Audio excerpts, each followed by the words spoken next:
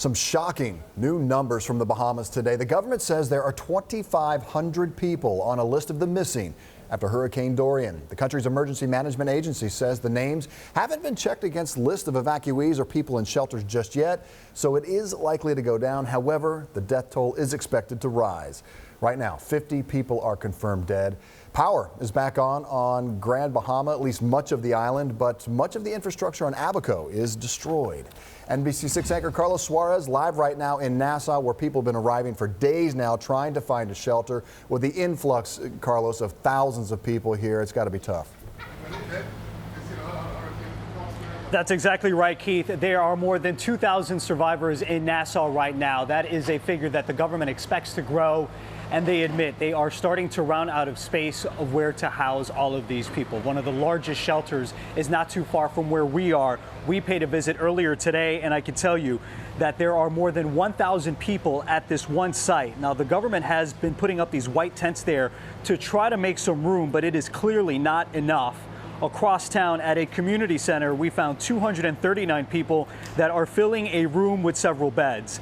The site is the second largest here, and organizers there are really trying their best to find people that are on a waiting list somewhere else to stay. Now, a majority of the people that we have come across here in Nassau came to the capital here via Marsh Harbor. Now, we spent the day there yesterday, and it has been nearly a week since that first wave of survivors left, and folks there are still trying to get out. Many of them are lining up every single morning trying to score a seat on a ferry to make it here to Nassau.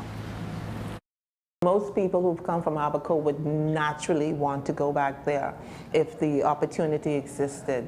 And so I feel that if they felt that they have safe water, they have drinking water, they'll go back and build their community. Was it easy to get off Abaco? No. How long did it take you to get out? 2 days. What was it like?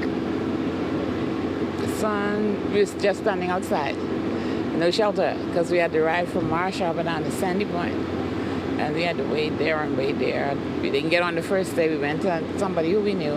We spent the night there, and early the next morning we went back at the airport. And Sabas put us on the plane to Nassau. Trying to go out for life.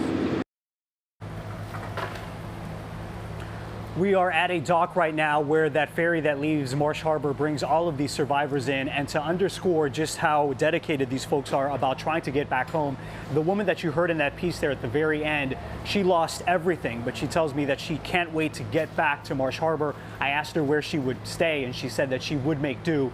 The government says it is trying. It will at some point build 2 temporary housing locations in Marsh Harbor, and the hope there is that they can house up to about 5,000 people, which is nearly the entire population of that town.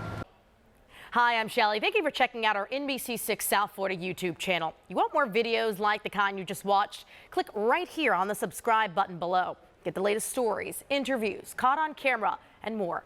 Digital exclusives as well, all for you. Subscribe now.